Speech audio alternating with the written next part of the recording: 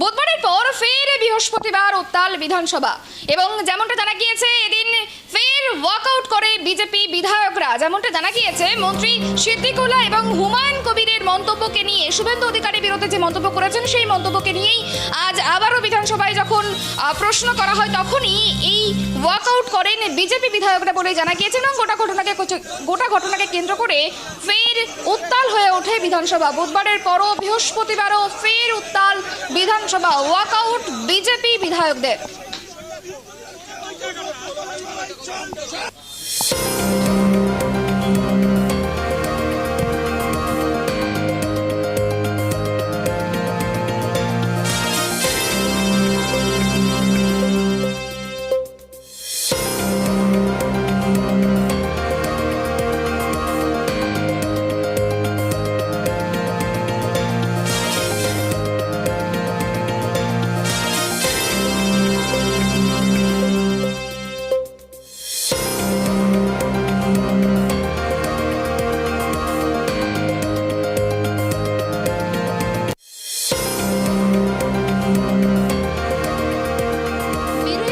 সম্পর্কে বিধানসভা চত্বরে তৃণমূল বিধায়ক হুমায়ুন কবির ও মন্ত্রী সিদ্দিকুল্লাহ চৌধুরীর মন্তব্যকে নিয়ে দৃষ্টি আকর্ষণ প্রস্তাব বিজেপির মুখ্য সচেতক শঙ্কর ঘোষের। আর এই নিয়ে স্পিকার বলেন, এই নিয়ে মুখ্যমন্ত্রী যা বলার বলেছেন, তারপর নতুন করে কিছু বলার নেই। এরপরে বিজেপি বিধায়করা বিধানসভার ভেতরে স্লোগান দেন, তারপরে ওয়াকআউট করেন। ঘটনাকে কেন্দ্র করে নতুন করে সরগরম হয় বিধানসভা। বুধবারের পর ফের সরগরম বিধানসভা। বৃহস্পতিবারও বিজেপি বিধায়করা ওয়াকআউট করেন এবং বিক্ষোভ দেখান।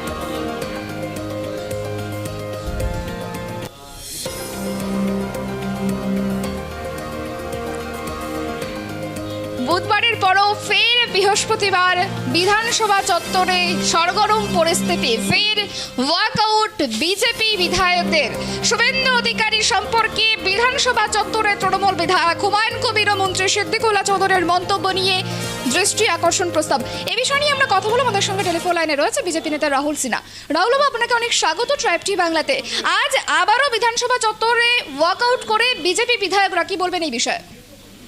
না, যেভাবে যে ভাষায় হুমায়ুন কবির এবং সিদ্দিকুল্লাহ চৌধুরী কথাবার্তা বলছে, যদি স্পিকার নিরপেক্ষ হতো তাহলে এদের বিরুদ্ধে কঠোর ব্যবস্থা নিতেন।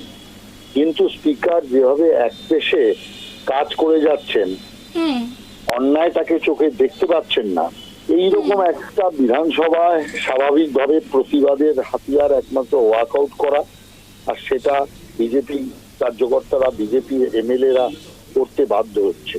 তার কারণ আমি মনে করি হুমায়ুন কবির যে ভাষায় কথা বলছে, এটা কোনো কুস্তি খেলার ময়দান নয়, এটা বিধানসভা। অত কুস্তি খেলার ময়দানে কুস্তি খেলতে চাইলে কুস্তির আকারে ভর্তি হোক আপনার হুমায়ুন কবির।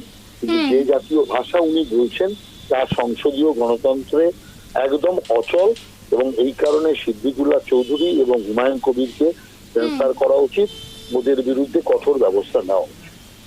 বেশ, অনেক ধন্যবাদ আমাদের সঙ্গে থাকার জন্য।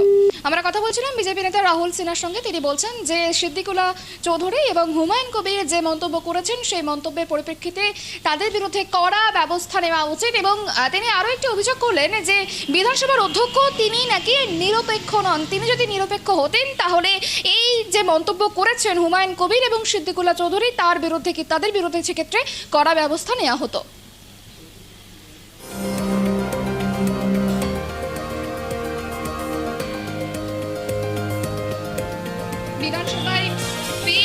বিধানসভায় বিরোধী বিধায়কদের ওয়াকআউট।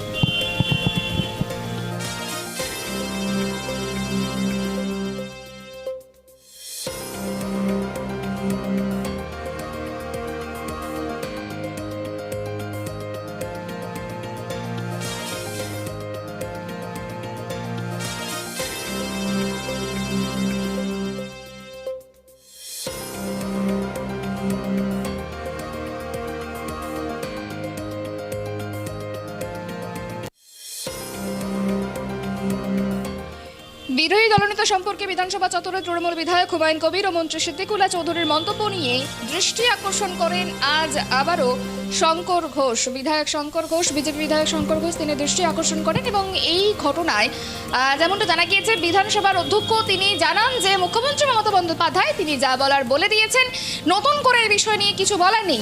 এরপরেই ওয়াকআউট করেন বিজেপি বিধায়করা।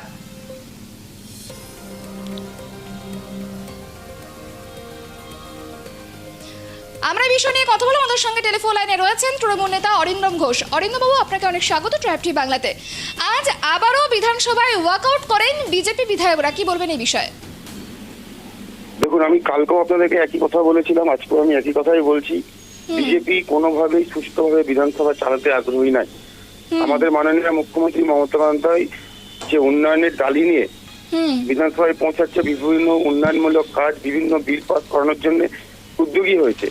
এরা হই হট্টগোল করে একটা বিশৃঙ্খল পরিস্থিতি সৃষ্টি করে পশ্চিমবঙ্গের উন্নয়নটাকে স্তব্ধ করতে চাইছে। আজকে শুভেন্দু অধিকারী যে কথাটা বলেছে সেটা নিয়ে আজকে গোটা পশ্চিমবঙ্গ আজকে বলতে চাইছে যে বিজেপির একটা এজেন্ডা সাম্প্রদায়িকতা। আজকে সেই জায়গায় দাঁড়িয়ে আজকে গোটা পশ্চিমবঙ্গের মানুষ উপলব্ধি করছে যে পশ্চিমবঙ্গের বুকে একটাই নীতি, সেটা হচ্ছে মমতা ব্যানার্জির নীতি, যেটা পশ্চিমবঙ্গের উন্নয়নকে এগিয়ে নিয়ে যাবে। বিজেপির এজেন্ডা বিশৃঙ্খলা সৃষ্টি করে পশ্চিমবঙ্গের বিধানসভার সঙ্গে সঙ্গে পশ্চিমবঙ্গের যে উন্নয়ন সেটাকে স্তব্ধ করে দেওয়া, মানুষের যে গণতান্ত্রিক অধিকার সেটাকে খর্ব করা। একেবারে। তবে বিজেপির পক্ষ থেকে দাবি করা হচ্ছে যে অধ্যক্ষ, বিধানসভার অধ্যক্ষ তিনি নাকি নিরপেক্ষ নন, সেই কারণের জন্যই হুমায়ুন কবির এবং সিদ্দিকুল্লাহর বিরুদ্ধে কোনো রকম পদক্ষেপ নেওয়া হয়নি। না, দেখুন, হুমায়ুন কবির সিদ্দিকুল্লাহ চৌধুরী যে কথা বলেছিল, আমাদের দলীয় মুখপাত্র এবং দলীয় যারা আছেন তারা সঠিকভাবেই বলেছিলেন। সেটা বিধানসভায় দাঁড়িয়ে বা বিধানসভার কোনো অধিবেশন চলাকালীন তারা কোনো রকম মন্তব্য করেন।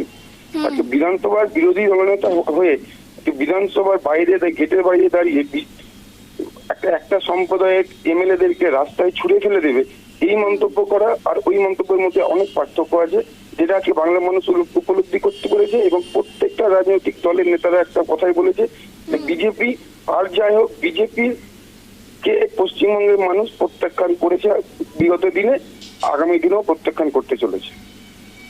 বেশ, অনেক ধন্যবাদ আমাদের সঙ্গে থাকার জন্য।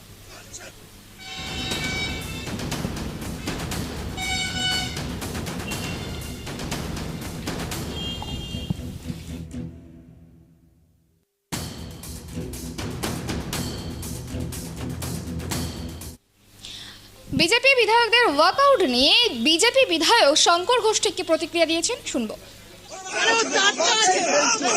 গতকাল আমাদের বিধানসভার চত্বরে পশ্চিমবঙ্গ বিধানসভার সদস্য, শাসক দল তৃণমূল কংগ্রেসের বিধায়ক হুমায়ুন কবির এবং সিদ্দিকুল্লাহ চৌধুরী যেভাবে গণতান্ত্রিক রীতিনীতি ভেঙে বিরোধী দলনেতাকে বেনজির আক্রমণ করেছেন, এটা গণতন্ত্রের কালো অধ্যায়। সরাসরি দৈহিক আক্রমণ করবার মতন শব্দবন্ধ, ঠুসে দেব, ঠ্যাং ভেঙে দেব, এই শব্দবন্ধর মধ্যে দিয়ে শাসকের হিংস্র আচরণ প্রকাশ পেয়েছে। বিধানসভায় মুখ্যমন্ত্রী ধর্ম নিরপেক্ষতার মুখোশের আড়ালে তোষণের রাজনীতি যেভাবে করেন, তারই ফলে ওনার এই বিধায়করা এই ধরনের কথা বলেন। আপনারা জানেন এর আগেও হুমায়ুন কবির হিন্দুরা মুর্শিদাবাদে 30% বলে কেটে ভাসিয়ে দেবার কথা বলেন ভাগীরথীতে। ফিরহাদ হাকিম সাহেব মিনি পাকিস্তান, ধর্মান্তকরণ, দাওয়াতে ইসলাম, half of the Bengal will speak in Urdu, এই ধরনের সংবিধান বিরোধী মন্তব্য করেন।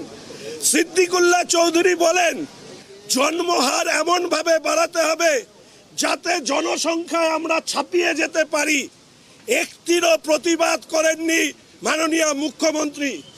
মাননীয় মুখ্যমন্ত্রীকে যখন আমি এই প্রশ্ন করি, উনি বলেন আমি ঘরের ভেতরে বকে দিয়েছি, এটা দলীয় ব্যাপার। হিন্দুদেরকে আক্রমণ করা হবে আপনার মুসলিম বিধায়করা এই ধরনের কথা বলবেন আর আপনি ওনাদেরকে ঘরের মধ্যে বকবেন, এটা কি কখনো কাম্য হতে পারে? ও মাননীয় মুখ্যমন্ত্রীকে অনুরোধ করব, আগে ওনাদেরকে বলুন প্রকাশ্যে পশ্চিমবঙ্গের জনগণের কাছে হুমায়ুন কবির, ফিরহাদ হাকিম, সিদ্দিকুল্লাহ চৌধুরী, হামিদুল রহমানের মতন বিধায়করা যেন প্রকাশ্যে পশ্চিমবঙ্গের মানুষের কাছে ক্ষমা চান। তবে ওনাদের রহিম বক্সির মতন লোকেদের প্রকাশ্যে ক্ষমা চাইতে হবে। এ বিষয়ে হুমায়ুন কবির ঠিক কি বক্তব্য রেখেছেন শোনাবো। আমি ঠিক করবো কেন? এটা কি কলকাতাটা কি ভারতবর্ষের পিছনের বাইরে? উনি কি অল ওয়েস্ট বেঙ্গলের অপোজিশন লিডার? উনি বিধানসভার ভিতরে ঢোকার সুযোগ পাচ্ছেন না, সাসপেন্ড করে রেখেছে, আর বাইরে গোটা মুসলিম সমাজকে আক্রমণ করবে সে অধিকার কোন সংবিধান দিয়েছে? শুভেন্দু অধিকারী যখন কাটিয়ে ফাঁসি দেওয়ার কথা, কে আপনাকে বলেছে কাটানোর কথা? কে বলেছে আপনাকে? কোথায় আপনার কাছে প্রুফ আছে যে আমি কাটানোর কথা বলেছি? যখন যোগী আদিত্যনাথ 30শে এপ্রিল 2024 বেলা 1:30টার সময় গোটা এইভাবেই এই শুভেন্দু অধিকারীর কায়দায় এইরকম কুৎসিত ভাটায় মুসলিম সমাজকে অ্যাটাক করেছে, মমতা ব্যানার্জিকে দাঙ্গাবাজ আখ্যা দিয়েছে, তৃণমূলকে দাঙ্গাবাজ আখ্যা দিয়েছে, এবং এমন শায়েস্তা করতেন উনি ইউপি হলে যে 7 জনম দাঙ্গা করা ভুলে যেত। এখানে দাঙ্গাই করলো না তৃণমূল, মমতা ব্যানার্জি দাঙ্গা বন্ধ করে, দাঙ্গা হলে তার স্টেপ নেই তার প্রশাসন, আর উনি ইউপি থেকে এসে বলে দেবে আর আমরা তা মেনে নেব? কেন বলবেন? কেন বলবেন? উনি সাংবিধানিক একটা মুখ্যমন্ত্রীর চেয়ারে সেটা বলা সৌজন্যতা কি বলবেন না তো, কিন্তু তাই বলে আমার জাতিকে আক্রমণ করবে আমি বলবো না। আমার কাছে আগে দল না, আগে আমার জাতি। আপনি লিখে দেন, আমি ওসব পরোয়া করি না। আমার জাতিকে অ্যাটাক করবে আর আমি শুভেন্দুকে ছেড়ে দেবো? কোনো মতেই ছাড়বো না, প্রত্যাহার করতে হবে, নাহলে মুর্শিদাবাদে যেতে দিন, দেখাবো মুর্শিদাবাদে হুমায়ুন কবির স্পটে না থেকেও শুভেন্দু অধিকারীর কি অবস্থা করে। দোসরা মে আমার এগেনস্টে নন বেলেবল সেকশনে এফআইআর হয়েছে। বিজেপির একজন মণ্ডল সভাপতি, তার নাম গোলক বিহারী ঘোষ, সে এফআইআর করেছে, আমার বিরুদ্ধে প্রশাসন ব্যবস্থা নিয়েছে, তারপরেও এরা মিথ্যা কথা বলেই যায়। ওই কাল বলছে যে মুখ্যমন্ত্রী কোনো ব্যবস্থা নেয়নি। মুখ্যমন্ত্রী তো তেনার উত্তরের ভাষণে বলেছে যে আমরা ববি হাকিম, মদন মিত্র, হুমায়ুন কবিরকে বলা হয়েছে, নিষেধ করা হয়েছে। আমার এগেনস্টে, আমি শাসক দলের এমএলএ, শুধু ওই কথা বলার জন্য আপনাদের এখানে ডাক্তারদের জন্য প্রেস ওদের বিরুদ্ধে বলার জন্য বহরমপুর থানায় আমার বিরুদ্ধে এফআইআর হয়েছে। কে বলেছে যে মুখ্যমন্ত্রী আমাকে শেল্টার দেয়? অন্যায় করলেই তার প্রশাসন ব্যবস্থা নেয়। আজকে কেন প্রশাসন শুভেন্দু অধিকারীর বিরুদ্ধে একটা জাতিগত অ্যাটাক করছে? কেন প্রশাসন সমুটু কেস করছে না? পুলিশ কি নাকে ঠুসি দিয়েছে? কেন করছে না? আমাকে কেন আমার জাতির জন্য তো চিৎকার করতে হবে? কেন এখানে ল অ্যান্ড অর্ডার প্রবলেম করছে, একটা গোটা মুসলিম জাতিকে অ্যাটাক করছে, তার বিরুদ্ধে কেন পুলিশ প্রশাসন সমুটু কেস করছে না? হুমায়ুনদা কেন করছে না বলুন? বলছি যে ব্যর্থতার কথা আমি বলবো না, পুলিশ নাকে তেল দিয়ে ঘুমাচ্ছে, দেখছে না যে গোটা মুসলিম সমাজকে এইখানে দাঁড়িয়ে অ্যাটাক করছে সে? তাহলে প্রশাসন কেন তার বিরুদ্ধে ব্যবস্থা নিচ্ছে না?